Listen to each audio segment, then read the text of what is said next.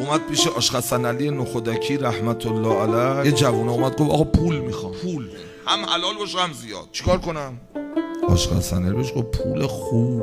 گفت بله آقا پول خوب. فرمود نماز اول وقت. همین؟ گفت بله همین. گفت چشم. دو، گفت زن میخوام، زن خوب بساز مؤمنه، به قول ما امروزی امام حسینی، با عفت، همه چی تموم. چیکار کنم؟ گفت نماز اول وقت بخون.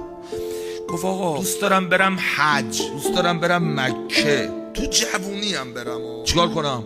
آقا فرمون نماز اول وقت بخون. گفت آقا ما رو گرفتی، ما میگیم پول میگی نماز اول، میگیم زن میگی نماز اول، میگیم مکه میگی نماز اول وقت. آش حسن علی فرموده بود بابا شاه کلید بهت دادم، به هر قفلی بزنی باز. یعنی اونی که هی میگه آقا زندگیم برکت نداره، آقا من هی میدوام هشتم گرو نوامه، آقا من نمیدونم چرا اینجوری شده، آقا من 8 صبح میرم 4 عصر میام، یه چیزی خورده نخورده 5 عصر میرم 12 شب میام. خب بیا اینو امتحان، بی نماز تو خونت برکت میره عزیز دل من. هرچی از این بر تو میدوی جلوتر از تو پول میدوه، بهش نمیرسی.